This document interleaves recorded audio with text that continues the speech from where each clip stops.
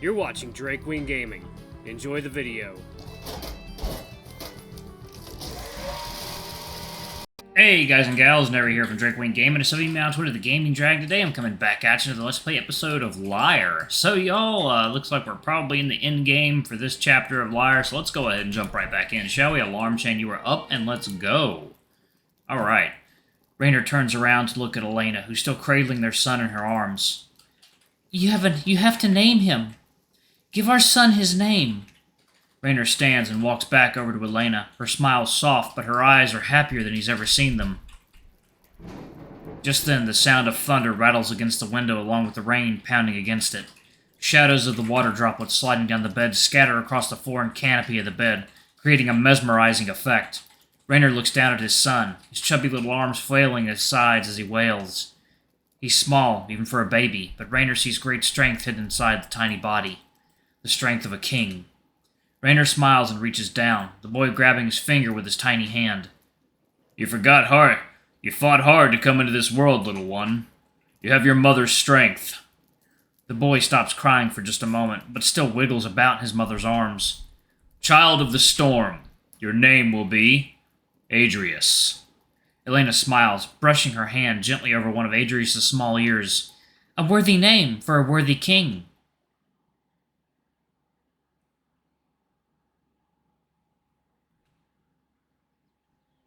Sitting by the pond, Lyre tosses a small rock into the water, watching as the ripples make their way up the edge, distorting his reflection. He's lost in thought, tail aimlessly brushing over the blades of grass beneath it. My mother said not to throw rocks in the pond. Lyre looks up at Adrius, the small deer hanging by his hands from a tree limb, just a short distance off the ground. Adrius had asked Lyre to come outside with him since his parents were meeting with Sir Runar. Sorry. Lyre says this in a way that almost sounds like a question. She said you might hit a fish on the head. I told her the fish swim way too fast to get hit, but she said to not do it. Adrius falls from the tree limb, landing on his hooves with a bit of wobble. Oh god, he's so tiny and adorable. What happened to him? I think she just doesn't want all the rocks ending up in the pond. Makes sense to me. Adrius turns around to look back up at the tree, and Lyre notices that the back of his shirt is covered in leaves. Here, you've got leaves all over your back. He gets up and bends down, brushing the leaves off of the soft fabric. You sure love climbing trees, don't you? Yeah, but doesn't every kid my age? Not as much as you. I suppose. Adrius looks back up at the top of the tree, the sunlight shining down through the openings, casting spotted shadows on the two of them. Birds chirp in the deep parts of the branches, the noise ringing through the leaves and bouncing off of the water below. When I'm up there, I can see everything. Not just what's over the wall, but everything beyond the village, too.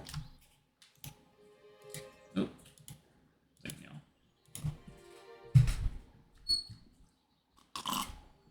we go.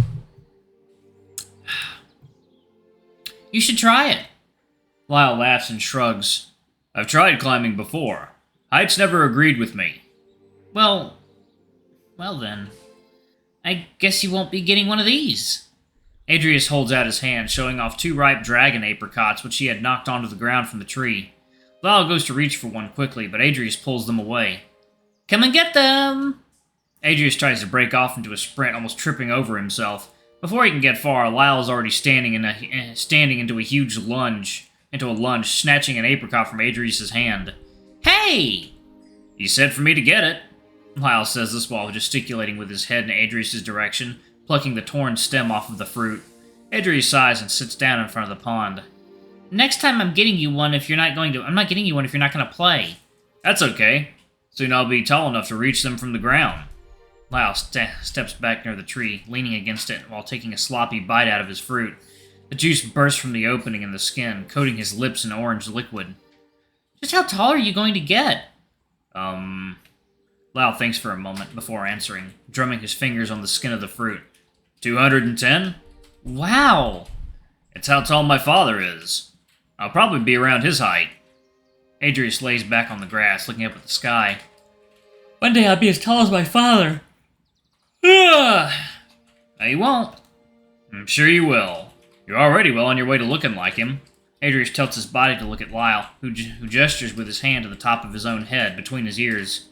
Oh, yeah! Adrius touches the tips of his small horns, rubbing them carefully. Mother says they actually came in very early. Nobody expected them for another year or two. Lyre smiles, watching as Adrius neatly brushes the fur around his horns down with his hands. He remembers how he felt the exact same way when his mane started to come in. By the time your parents and I are back, I wager they'll be twice as tall. Lyre expects another excited bout of boasting from Adrius, but instead is met with silence. Then he watches as the small deer's face twists into a frown, his lower lip quivering. Hey, wait, I'm sorry. What's wrong? Is it something I said? Adrius exhales through his nose and sits up, looking behind him where Lyre stands. No, you didn't do anything. I'm scared of Mother and Father going to Driz. He scoots his legs closer to himself, hugging them as he does. Don't even worry about it, Adrius. It won't be long. Ooh, it's a little bit scary, I know, but you'll be fine. I know that I'll be fine, but what if they aren't? Lyle's hands drop to his sides, the fruit still cradled in his palm. What do you mean? Adrius takes a deep breath and starts talking in a fast manner. So, coffee time.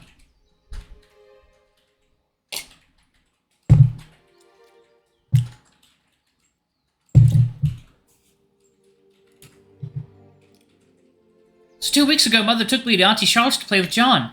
We had lots of cake, and it was all really, really good. Anyway, Auntie Charlotte was talking with Mother about some things, and at one point Mother sent us away. We hid and listened, though. Adrius? I know. Just listen. Auntie Charlotte was telling her about how she heard from your friend Eden's father that he was almost attacked on the road to Driz. What? Lyre drops his fruit on the ground, but doesn't get the chance to mourn the loss of his treat. Is he okay? I said he was almost attacked. By what? Robbers. They tried to catch him in canyons south of Home's End, but he managed to escape them. That's the Northern Run. That's the road you'll be taking. Nobody is going to steal from us. I'm not an idiot, Lyre. They do more than just steal. I can tell how afraid Adrius is from his voice alone, the way it shakes with each word. Adrius, a couple of bandits aren't going to be a threat to us at all. They wouldn't dare attack the king's own entourage. Hundreds of armed men will be guarding your parents, but if you ask me, a good 10 would do. Lyre leans back against the tree, lightly scratching his claws into the bark. Fear is a self-fulfilling prophecy, Adrius. Fear is the mind killer. You shouldn't have to worry about a thing like that. But the way Charlotte described it, I wish I could come too. Lyre scuffs the heels of his feet against the grass, looking up at the branches of the tree. So do I. But that's not my place. The air grows silent, and before Lyre can let things get too quiet for the little deer, he tries to assure him. Lord Bren wants to use this as a learning opportunity for me. I'll make sure your parents' carriage doesn't so much as hit a bump in the road. You mean it? Adrius whips around, hands placed firmly on the grass beneath where he sits. Of course. You promise? Lyre walks over to him and sits down, resting his paw on the small deer's back. I promise. Adrius leans into him, his head resting against Lyle's side. It makes me feel better. You're a prodigy when it comes to using a sword. I watch you duel in the courtyard all the time from my chamber window. All the time? Mm-hmm. Adrius nods his head, poking one of his horns into the side of Lyle's arm. Lyre gulps, thinking back to the time he snuck Eden into the courtyard with him to teach him the different forms he'd learn. One would hope Adrius didn't see that. Okay, well... He coughs into his fist, leaning back a bit. I'm certain that everything is going to go as smooth as butter. Thank you. They sit there for a moment, and Adrius already decides to jump to another topic. Do you want to go to Auntie Charlotte's with me later? She promised me lemon cakes last time I saw her. Lyre shifted in his seated position after hearing this. Lemon cakes sound great right now, but he already has a prior engagement. Sorry, little guy. I'm gonna go see Edan later.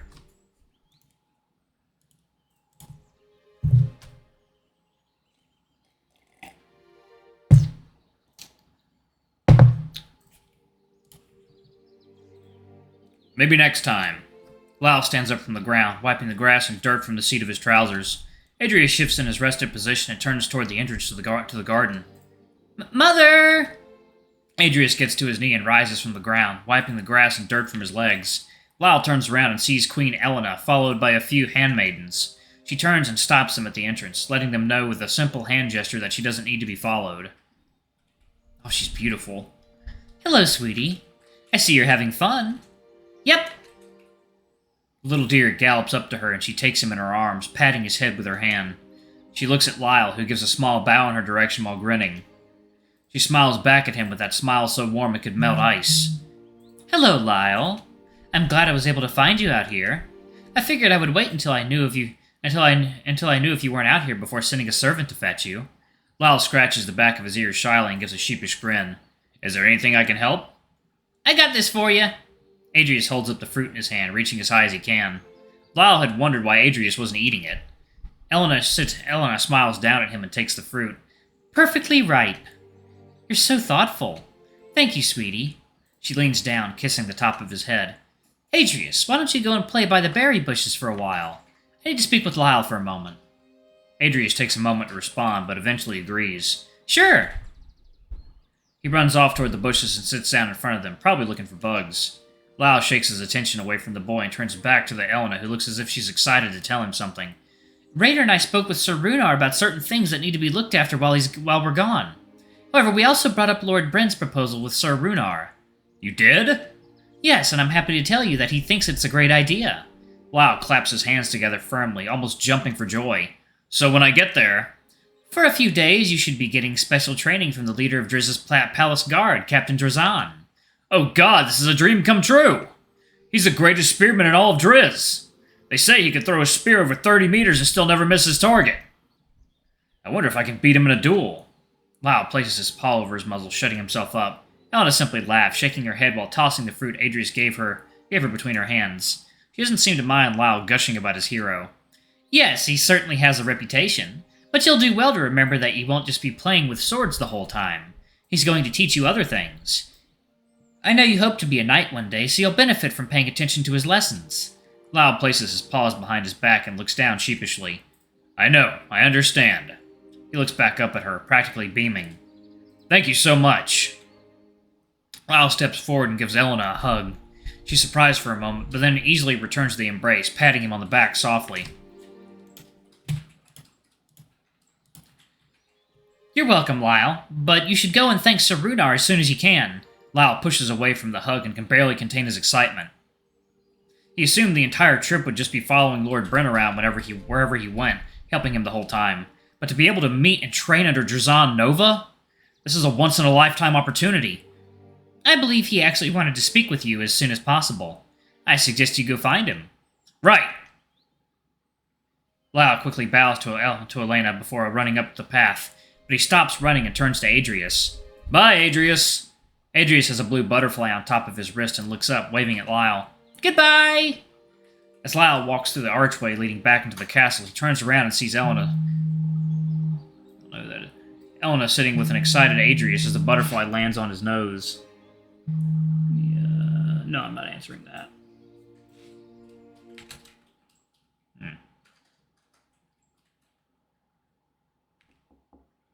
Oh, I hear a knock.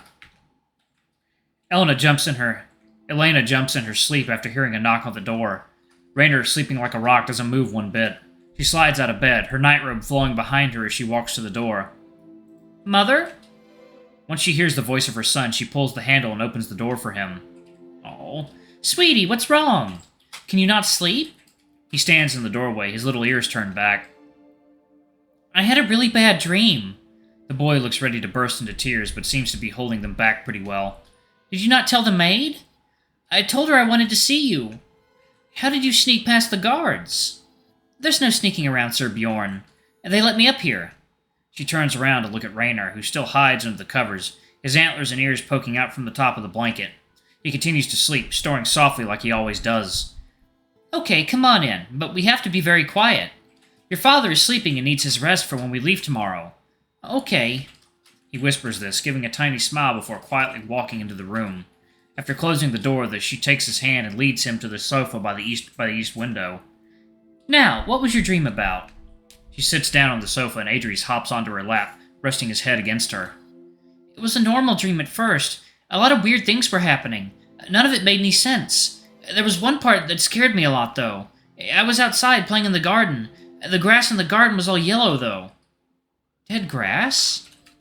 No, yellow as if it was made of gold. All the plants were like that, too. There was this anthill. It was in between two bricks on the path. I almost stepped on it too, but stopped myself.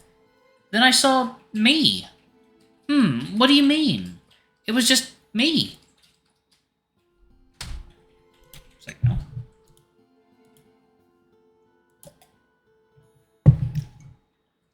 Adrius holds her hand tighter, and Elena places her chin upon the top of his head. He walked up to where the anthill was, holding a wooden pail, smiling at it in a creepy way. Inside the bucket was fire, and he poured it into the anthill. The fire moved like water as it poured down the top entrance. When he did this, the ants crawled up my legs, biting me all over. I was so scared, but then he tossed the fire onto my legs. It didn't burn at all, but all the ants died. Then he held out his hand to help me up. The entire time, all I could hear was loud drums and yelling. Elena rubs his back with her hand, rocking him slightly as he leans into her. When I took his hand, I woke up. Adrius. It was just a bad dream. Nothing to be afraid of. I know, but I'm still scared. I don't want you to go to Driz. After hearing this, Elena hugs him tightly. Oh, sweetie. Why can't I come with you? He says with his face pressed into her body, his voice muffled by her robe. Adrius, it's as we said before. You must stay because an Ossian must always look after the throne. She pulls him away and rests her hands on his shoulders. Aren't you excited about that? I don't know. You'll be looking after the entire kingdom. You can sit on the throne and take care of everything. Sounds hard. Oh, believe me, it is. Your grandfather will be helping you, though. That will make things much easier. She pokes his nose while saying this, making him giggle softly. You're going to be a wonderful king one day. This will be a fun test for you. Alright, y'all. I'm going to pause it right there. Thank y'all so much for watching. Don't forget to like, comment, subscribe, ring that notification bell, and check out our Patreon if you can. It always helps. Before I go, I'm going to give a quick shout out to our lovely bronze tier patrons. Thank y'all for all you do for the channel. We greatly appreciate your support. Thank you to our silver tier patron, Cade Silvermoon. Thank you for going a bit above and beyond. It's greatly appreciated. Thank you to our gold tier patron, Tresem Guy. You're awesome. We love you. Thank you for subbing to our ultimate tier. Anyway, if y'all want to get your names in the credits, get access to all of our not safe for work contents as little as $5. Alrighty, I love you all, and I'll see you all in the next video. Bye-bye!